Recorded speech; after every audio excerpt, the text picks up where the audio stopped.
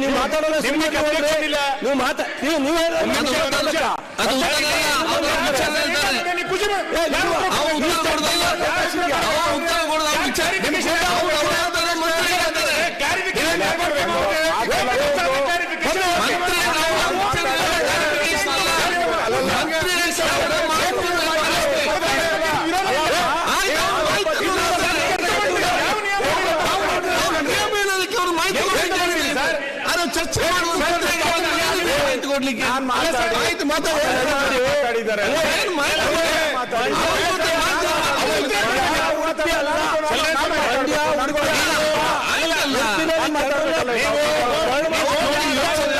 ತೊಂದರೆ ಇಲ್ಲ.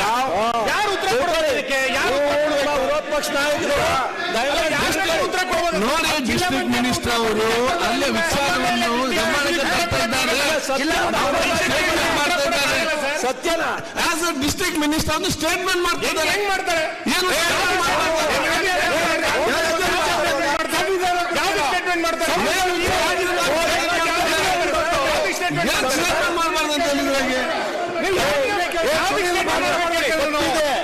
ಸರ್ಕಾರದ ಪರವಾಗಿ ಯಾವುದೇ ಮಂತ್ರಿಯೂ ಹೇಳಿಕೆ ಮಾಡಬಹುದು. It is the statement of government. ಸರ್ಕಾರದ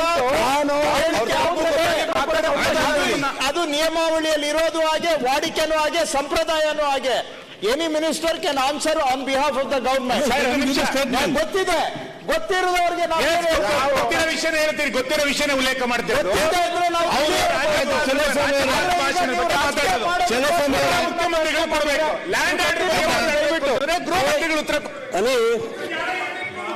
ಅಪ್ಪ ಯಾರು ಉತ್ತರ ಕೊಡಬೇಕು ಕೊಡಬಾರ್ದು ಅನ್ನೋದನ್ನ ಸಭಾಧ್ಯಕ್ಷರು ತೀರ್ಮಾನ ಮಾಡ್ತಾರೆ. ಮಾಡ್ಲಿ ಬಿಡಿ. ಸಚಿವರವರು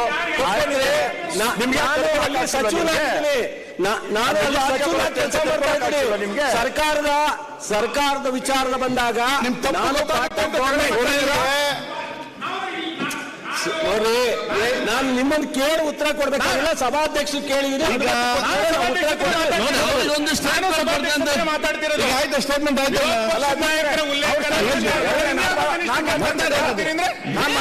ಚರ್ಚೆಯಲ್ಲಿ ಅವ್ರು ಮಾಡಿದ್ಮೇಲೆ ನಾನು ಮಾತಾಡ್ಬೇಕಲ್ಲ, ನಾನು ಕ್ಲಾರಿಫಿಕೇಶನ್ ಕೊಡ್ಬೇಕಲ್ಲ. ಕ್ಲಾರಿಫಿಕೇಶನ್ ಇದೆ. ಸ್ಟೇಟ್ಮೆಂಟ್ ಮಾಡಬೇಕು. ಈಗ ನನಗೆ ಕ್ಲಾರಿಫಿಕೇಶನ್ ಅವ್ರು ಕೊಡ್ತಾ ಇದ್ದಾರೆ. ಕ್ಲಾರಿಫಿಕೇಶನ್ ಕೊಡೋದಲ್ಲ. ನೋಡಿ, ನಿಮ್ಗೆ ತಿಳಿದಿರೋ ವಿಚಾರ ಹೇಳಿದ್ದೀರಿ. ನನ್ನ ವಿಚಾರಕ್ಕೆ ಹೋಮ್ ಮಿನಿಸ್ಟರ್ ರಿಪ್ಲೈ ಕೊಡ್ತಾರೆ. ಹೋಮ್ ಮಿನಿಸ್ಟರ್ ರಿಪ್ಲೈ ಕೊಡೋದು. ಈಗ ಯಾರು ಬೇಕಾದ್ರೂ ಮಾತಾಡೋದು. ಹೋಮ್ ಮಿನಿಸ್ಟರ್ ರಿಪ್ಲೈ ಮಾಡ್ತಾರೆ. ರಿಪ್ಲೈ ಹೋಮ್ ಮಿನಿಸ್ಟರ್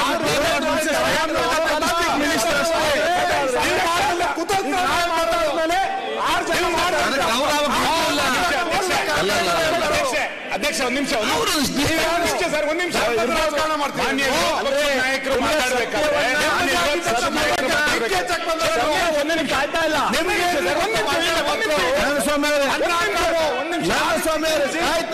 ಒಂದೇ ನಿಮಿಷ ಅಧ್ಯಕ್ಷೆ, ವಿರೋಧ ಪಕ್ಷದ ನಾಯಕರು ಮಾತಾಡ್ಬೇಕು ಅಂತ ಹೇಳಿದ್ರೆ ಅವರು ಕ್ಲಾರಿಫಿಕೇಶನ್ ಕೊಡ್ಬೇಕು. ಡಿಸ್ಟ್ರಿಕ್ಟ್ ಮಿನಿಸ್ಟರ್ ಅವ್ರ ಹೆಸರು ಉಲ್ಲೇಖನೆ ಅಂತ ಜಿಲ್ಲಾ ಆಡಳಿತ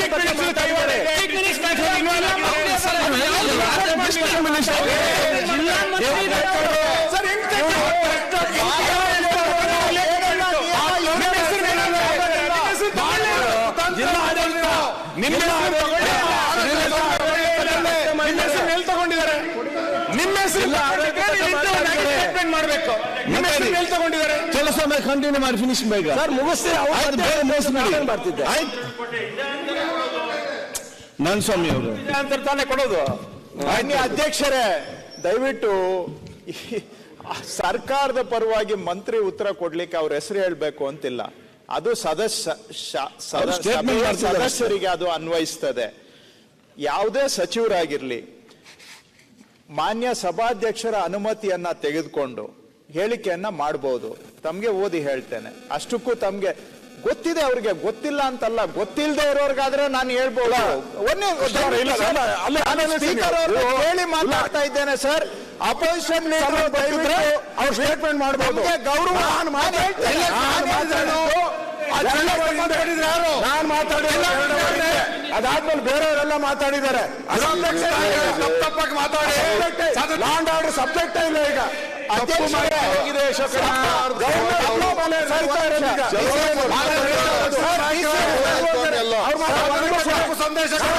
ನಾನು ಕ್ಲಾರಿಫಿಕೇಶನ್ ಕೊಡ್ತೀನಿ ಅಂತರ ಸದನ ಕೇಳಲಿಕ್ಕೆ ಬಯಸ್ತೇನೆ. ತಮ್ಮ ಮುಖಾಂತರ with the consent of the speaker, a minister may make a statement on a matter of public importance. ಸಭಾಧ್ಯಕ್ಷರ ಅನುಮತಿಯ ಮೇರೆಗೆ ಸಾರ್ವಜನಿಕ ಪ್ರಮುಖ ವಿಷಯದ ಬಗ್ಗೆ ಮಂತ್ರಿಗಳು ಹೇಳಿಕೆಯನ್ನ ಮಾಡಬಹುದು. ನಿಯಮ 345. ಆ ಸಭಾಧ್ಯಕ್ಷರ ಅನುಮತಿಯ ಮೇರೆಗೆ ಅವರು ಹೇಳಿಕೆಯನ್ನ ಮಾಡ್ತಾ ಇದ್ದಾರೆ. ಸರ್ಕಾರದಲ್ಲಿ ನಾವು ನಡೆಸ್ತಾ ಇರೋದು ಮಾನ್ಯ ಅಧ್ಯಕ್ಷರೇ, it is a form of collective government. Cabinet ಅಂದ್ರೆ every member of cabinet is responsible. ಮುಖ್ಯಮಂತ್ರಿಗಳು ಕೂಡ he is the first among the equals.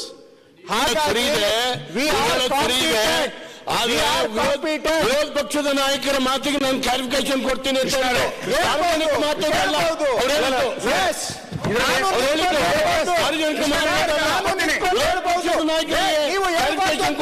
ತೋರಿಸಿ. ನೀವು ಹೇಳಿದ್ದು ಕಾನೂನು ಅಲ್ಲ, ಕಾನೂನಲ್ಲಿ ಇರೋದು ಕಾನೂನು ಆಗುತ್ತೆ. ಕಾನೂನಲ್ಲಿ ಹೇಳಿದಿರಿ,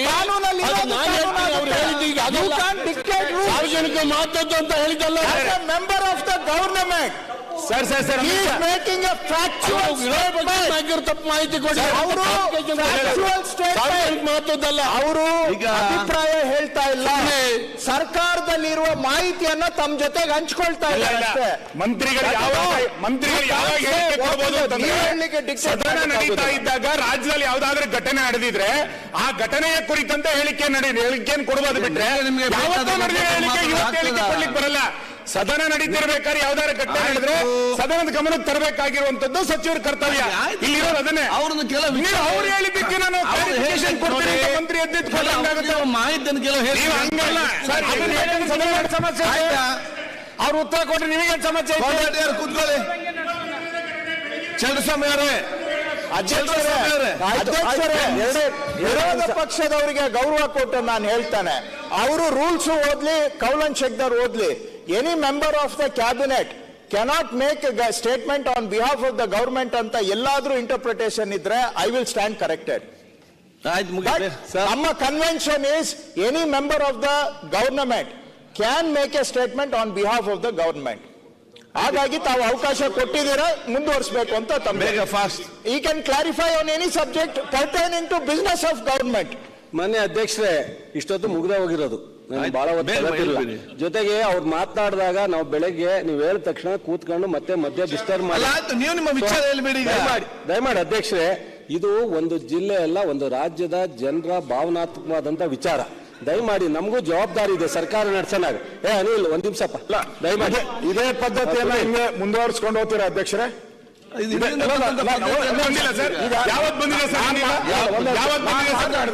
ನಾನು ಮಾತಾಡಿದ ತಕ್ಷಣ ನೀವು ಅವ್ರಿಗೆ ಅವಕಾಶ ಕೊಟ್ಟಿದ್ರೆ ಅದು ಅರ್ಥ ಇತ್ತು. ನಾನು ಮಾತಾಡಲು ಮುಗ್ದು ರಾಜ್ಯಪಾಲರ ಚರ್ಚೆ ನಡೀತಾ ಇದೆ, 5-6 ಜನ ಮಾತಾಡ್ಬಿಟ್ರು. ತಿರ್ಗಿ ಮತ್ತೆ ಬಂದ್ಬಿಟ್ಟು ತಿರ್ಗಿ ಚರ್ಚೆಯಲ್ಲಿ ಪಾಲ್ಗೊಳ್ಳೋದು ಬೇರೆ, ಅಫಿಷಿಯಲ್ ಮಾಡೋದು ಬೇರೆ.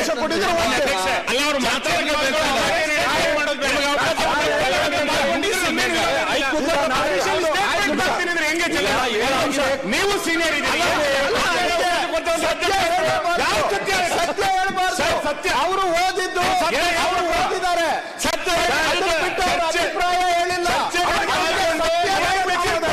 ಜನಗಳಿಗೆ ಸುಳ್ಳನ್ನ ಆಡಿಸ್ಲಿಕ್ಕೆ ಅವಕಾಶ ಮಾಡಬೇಕು. ನಾನು ಬಹಳ ಹೇಳೋದೇ ತಪ್ಪ. ಸುಳ್ಳಿನ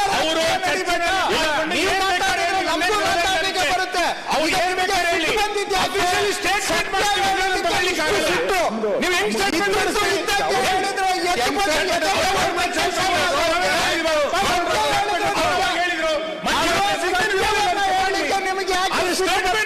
ಹೆಂಗಾಗುತ್ತೆ? ನೀವು ಪಾರ್ಲಿಮೆಂಟ್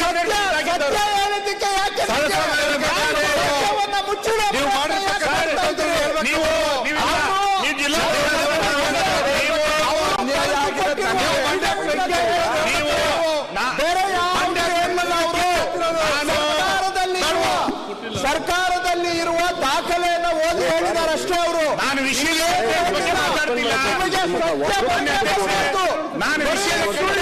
ಮಾತಾಡ್ತಾ ಇಲ್ಲ. ನಾನು ಹೇಳ್ತಾ ಇರೋದು ಚರ್ಚೆನಲ್ಲಿ ಪಾಲ್ಗೊಂಡ್ರೆ ನನಗೆ ವಿರೋಧ ಇಲ್ಲ. ಕಡೆಯಿಂದ ಘಟನೆ ನಡೆದಿದ್ರೆ ಅದನ್ನ ಹೇಳಬೇಕು, ಸ್ಟೇಟ್ಮೆಂಟ್ ಮಾಡಬೇಕು. ಚರ್ಚೆಯಲ್ಲಿ ಪಾಲ್ಗೊಳ್ಳಿ, ಯಾರು ಬೇಡ ಅಂತ ಹೇಳಿದ್ರೆ ಚರ್ಚೆಯಲ್ಲಿ ಪಾಲ್ಗೊಂಡು ಮಧ್ಯಪ್ರವೇಶ ಮಾತಾಡಿದ್ರೆ ವಿರೋಧ ಇಲ್ಲ.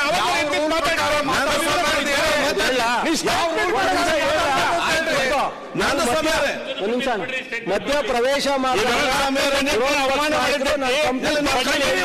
ಯಾಕೆ ಮತ್ತೆ ಚರ್ಚೆ ಮಾಡ್ತೀರಿ? ಏನ್ ಮಾತಾಡಿ ಹೇಳಿ. ಆಯ್ತು ಅಧ್ಯಕ್ಷರೇ, ಮಧ್ಯ ಅವ್ರು ಎದ್ದದ್ ಕೇಳಿದೆ. ಇಲ್ಲ ಯಾಕೆ ಆಯ್ತು ಕಂಟಿನ್ಯೂ ಮಾಡಿ ನೀವು. ಆಯ್ತು ಅಧ್ಯಕ್ಷರೇ, ಒಂದು ಅಫಿಡವಿಟ್ ಅನ್ನು ಕೊಟ್ಟಿದ್ದಾರೆ ಪಂಚಾಯತಿಗೆ. ಗೌರಿ ಶಂಕರ ಟ್ರಸ್ಟ್ನವರು ಅರ್ಜಿ ಕೊಟ್ಟಿರ್ತಕ್ಕಂಥ ಇದೆ, ನಿಮ್ಮೆಲ್ಲವನ್ನೂ ಕಳಿಸ್ಕೊಡ್ತೀನಿ. ರೆಕಾರ್ಡ್ ತಪ್ಪಾಗಿ ಹೋಗ್ಬಾರ್ದು ಅನ್ನೋ ಕಾರಣಕ್ಕೋಸ್ಕರ ನಾನು ಎದ್ದು ಹೇಳ್ತಾ ಇದ್ದೀನಿ ವಿನ ನನಗೇನು ವಿರೋಧ ಪಕ್ಷದ ಮೇಲೆ ಫೈಟ್ ಮಾಡಬೇಕು, ಅಶೋಕ್ ಮೇಲೆ ಫೈಟ್ ಮಾಡಬೇಕು ಅಂತಲ್ಲ. ಮಂಡ್ಯ ಜಿಲ್ಲೆ ಬಹಳ ವರ್ಷದಿಂದ ಸೌಹಾರ್ದಿತವಾಗಿ ಜಾತ್ಯತೀತ ಮನೋಭಾವ ಇಟ್ಕೊಂಡು ಕುವೆಂಪು ಅವರ ತತ್ವವನ್ನು ಇಟ್ಕೊಂಡು ನಾವು ಯಾವುದೇ ಕಮ್ಯುನಲ್ ಕ್ಲಾಸಸ್ ಇಲ್ದಲ್ಲೇ ಬಹಳ ಅನ್ಯೋನ್ಯವಾಗಿ ಹೋಗ್ತಿದ್ದೀವಿ. ರಾಜಕಾರಣ ಬಂದಾಗ ರಾಜಕಾರಣ ಅದ್ ಬಿಟ್ಟು ಹೊರಗಡೆ ಬಂದಾಗ ನನ್ನ ಮಾತನ್ನು ಕೇಳಲ್ಲ, ಅವ್ರ ಮಾತನ್ನು ಕೇಳಲ್ಲ, ಇನ್ನೊಬ್ಬರ ಮಾತನ್ನು ಕೇಳಲ್ಲ, ಅವ್ರದ್ದೇ ಆದಂತ ಗೌರವಯುತವಾಗಿ ನಡ್ಕೊಳ್ಳೋದು ಗೊತ್ತಿದೆ. ಅದನ್ನ ಮತ್ತೆ ಬಂದು ಈ ತರದನ್ನ ಮಾಡಬಾರ್ದಂತ. ಬೆಳಗ್ಗೆ ಅವರು ರಾತ್ರಿ 12 ಗಂಟೆಗೆ ಹನುಮಾನ್ ಬಾವುಟನ ಇಳಿಸಿದ್ರು ಅಂತ ಹೇಳಿದ್ರು.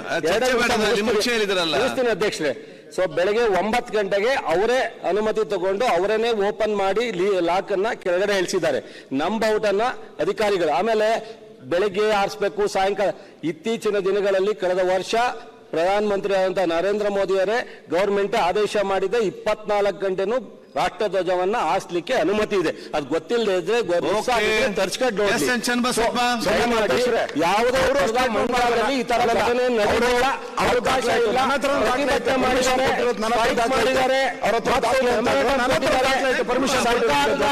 ಸರ್ಕಾರದ ವಸ್ತು ಮೇಲೆ ಕಲ್ಲೆಸ್ತಿದ್ದಾರೆ. ಸೊ ಇದನ್ನೆಲ್ಲ ಹೊಣೆ ವಿರೋಧ ಪಕ್ಷದ ನಾಯಕರೇ ತಗೋಬೇಕಾಗುತ್ತೆ.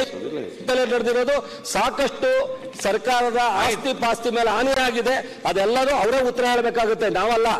ಇದರಿಂದ ದಯಮಾಡಿ ಇಂಥ ಯಾವುದೇ ನಮ್ಮ ಜಿಲ್ಲೆ ಅಥವಾ ಇನ್ನೊಂದು ಜಿಲ್ಲೆನಲ್ಲಿ ಈ ತರದ ಘಟನೆ ನಡೀಲಿಕ್ಕೆ ಅವಕಾಶ ಕೊಡಬೇಡಿ. ರಾಜಕಾರಣ ಮಾಡಿ ಕೂತಿದ್ರಿ, ನಾವು ಅಲ್ಲಿ ಕೂತಿದ್ದ ಸುಮ್ಮನೆ ಇರ್ಲಿವಾ? ಈಗ ನಾವು ಇಲ್ಲಿ ಬಂದಿದ್ದೇವೆ ಅಲ್ಲ, ರಾಜಕಾರಣ ಮಾಡಿ ಬೇಡ. ಚನ್ನಬಸಪ್ಪ ಅವರು ಅಶೋಕ್ ನಿಲ್ಲಿ, 1 ಮಿನಿಟ್. ಅವ್ರ ಹತ್ರ ಅವರ ದಾಖಲೆಗಳನ್ನ ತೋರಿಸಿದ್ರು. ಆಯ್ತು, ಅವರು ಲೇಟ್. ಇದನ್ನ ಪರಮೇಶ್ವರ್ ಅವರು 10 ಸರಿ ತೋರಿಸಿದ್ದಾರೆ, ಟಿವಿಗಳ ಮುಂದೆ ಎಲ್ಲ 10 ಸರಿ ತೋರಿಸಿದ್ದಾರೆ, ಮತ್ತೆ ಓದಿದ್ದಾರೆ. ಅದೇನು ಹೊಸದಾಗೇನಿಲ್ಲ. ಇದೆಲ್ಲ ಆದ್ಮೇಲೂ ಗಲಾಟೆ ಆಗಿದೆ, ಇದಾದ್ಮೇಲೂ ಆಗಿದೆ. ಮತ್ತೆ ಏನು ಪ್ರಾಬ್ಲಮೇ ಆಗಿಲ್ಲ. 9 ಗಂಟೆಗೆ ಬೆಳಗ್ಗೆ 9 ಗಂಟೆಗೆ ರಾಜಾರೋತ್ಸವಗೊಳಿಸ್ತಾ ಒಂದು ರಾತ್ರಿ ಎಲ್ಲ ಯಾಕೆ ಗಲಾಟೆ ಆಯ್ತು? ಲಾಠಿ ಚಾರ್ಜ್ ಹಾಕದ್ದು ಆಯ್ತು, ಗಲಾಟೆ ಏನಿಲ್ಲ, ಹೊಡೆದಾಟ ಲಾಠಿ ಚಾರ್ಜ್ ಹಾಕಾಯ್ತು.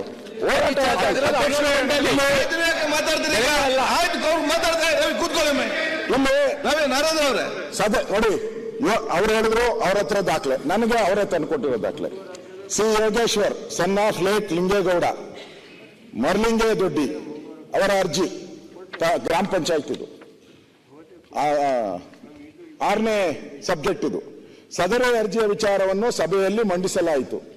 ಅರ್ಜಿದಾರರು ಕೆರೆಗೋಡು ಗ್ರಾಮ ಬಸ್ ಸ್ಟ್ಯಾಂಡ್ ಬಳಿಯ ಅರ್ಜುನ ಸ್ತಂಭ ನಿರ್ಮಿಸಲು ಹನುಮಾನ್ ಅದರಲ್ಲಿದೆ ಬ್ರಾಕೆಟ್ ಅಲ್ಲಿ ಮನವಿ ಸಲ್ಲಿಸಿರುತ್ತಾರೆ. ಸದರಿ ಮನೆಯನ್ನು ಸ್ಥಳದಲ್ಲಿ ಪರಿಶೀಲಿಸಿ ನಿಯಮಾನುಸಾರ ಕ್ರಮ ವಹಿಸಿ ಸಭೆಯ ಸರ್ವಾನುಮತದಿಂದ ತೀರ್ಮಾನಿಸಿ ಅನುಮೋದಿಸಲಾಗಿತ್ತು ಅಂತ ಕೊಟ್ಟವರು. ಹನುಮಾನ್ ಅಂತಾನೆ ಕೊಟ್ಟಿದ್ದಾರೆ. ಅವ್ರ ಹತ್ರ ಅವ್ರ ದಾಖಲೆ, ಯಾಕಂದ್ರೆ ಸರ್ಕಾರ ಆಯ್ತು ಏನ್ ಬೇಕೋ ಮಾಡ್ಕೊಂಡಿರ್ಬೇಕು. ಇಷ್ಟೆಲ್ಲ ಆದ್ರೂ ಕೂಡ ಅಲ್ಲಿ ಎಲ್ಲಾ ದಾಖಲೆ ಸರಿ ಇದ್ರೆ ಅಮ್ಮನ್ನ ಯಾಕೆ ಸಸ್ಪೆಂಡ್ ಮಾಡ್ಬೇಕಾಯ್ತು? ಆ ಅಧಿಕಾರಿನ ಸಸ್ಪೆಂಡ್ ಮಾಡಿದ್ರು. ಯಾಕೆ ಸಸ್ಪೆಂಡ್ ಮಾಡಿದ್ರಿ ಅಂದ್ರೆ ಇವೆಲ್ಲ ಕ್ವಶನ್ ಮಾರ್ಕೆ. ನೀವು ಅಧಿಕಾರ ಇದೆ, ನೀವು ಏನ್ ಬೇಕೋ ಬರ್ಸ್ಕೊಬಹುದು, ಯಾರ ಕೈಯಲ್ಲಿ ಬೇಕಾದ್ರೂ ಹಳೆ ಡೇಟ್ ಹಾಕಿ ಬರ್ಸ್ಕೊಬೋದೇನೋ. ಆದ್ರೆ ನಮ್ಮ ಹತ್ರ ಒಂದು ದಾಖಲೆ ಇದೆ. ನಾನು ಹೇಳಿದೆ ಆಯ್ತು, ನೀವು ಅಲ್ಲಿ ಹನುಮಾನ್ ಧ್ವಜ ಆರ್ತಾ ಇತ್ತು, 15 ದಿನ ಆರಿದೆ. ನೀವು ಒಂದು ನೋಟಿಸು, ಇವರು DC ಇಂದ ಒಂದು ನೋಟಿಸ್ ಅವ್ರಿಗೆ ಗ್ರಾಮ ಪಂಚಾಯತಿಗೆ, ಅಲ್ಲಪ್ಪ ಇಲ್ಲಿ ಕಾನೂನು ಹಿಂಗೆ ಹೇಳ್ತೈತೆ, ಅವ್ರು ಹೇಳಿದ್ರಲ್ಲ ದೇಶದ ಕಾನೂನು ಎಲ್ಲ ಹಿಂಗೆ ಹೇಳ್ತೈತೆ, ನೀವು ಹೆಂಗ ಹಾಕಿದ್ರಿ? ಕೂತ್ಕೊಳ್ಳಿ ರವಿ, ಕೂತ್ಕೊಳ್ಳಿ. ಹೆಂಗ ಹಾಕಿದ್ರಿ? ನೋಟಿಸ್ ಮಾಡ್ಬೇಕಾಯ್ತು. ನೋಟಿಸ್ ಮಾಡಿದ್ರೆ ಆ ಗ್ರಾಮ ಪಂಚಾಯತಿ ಅಧ್ಯಕ್ಷ ಇರ್ತಾ ಇದ್ರು, PDO ಇರ್ತಾ ಇದ್ರು, ಅಲ್ಲಿನ EO ಇರ್ತಾ ಇದ್ರು, ಅವ್ರು ಅದಕ್ಕೆ ರಿಪ್ಲೈ ಮಾಡ್ತಾ ಇದ್ರು. ರಿಪ್ಲೈ ಮಾಡಿ ಅದನ್ನ ಅಲ್ಲೇ ನೀವು ಮಾಡಿರೋ ತಪ್ಪು ಅಂತ ಅವ್ರಿಗೆ ಆಗಿದ್ರೆ ಮುಗಿತು. ಅಲ್ಲಿ ಎರಡೇ ದಿನಕ್ಕೆ ಯಾಕೆ ನೋಟಿಸ್ ಕೊಡ್ಲಿಲ್ಲ ನೀವು? ಈ ಎರಡೇ ದಿನಕ್ಕೆ ಏನ್ ನೋಟಿಸ್ ಕೊಡ್ದಿರಾ ನೀವು ಏಕಾಏಕಿ ದೌರ್ಜನ್ಯವಾಗಿ ತೆಗೆಯುವಂಥದ್ದು ತಪ್ಪು. ಇಷ್ಟೇ ಪ್ರಶ್ನೆ ನಂದು. ಅದರಿಂದ ಅನುಕ್ಷಣದ ಸುದ್ದಿಗಳಿಗಾಗಿ ವಿಸ್ತಾರ ನ್ಯೂಸ್ ಯೂಟ್ಯೂಬ್ ಚಾನೆಲ್ ಸಬ್ಸ್ಕ್ರೈಬ್ ಮಾಡಿ.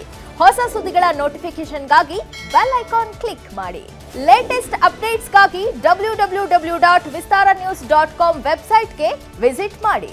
ಅಂಗೈಯಲ್ಲೇ ಜಗತ್ತಿನ ಸುದ್ದಿ ತಿಳಿಯಲು ವಿಸ್ತಾರ ನ್ಯೂಸ್ ಕನ್ನಡ ಆಪ್ ಡೌನ್ಲೋಡ್ ಮಾಡಿ.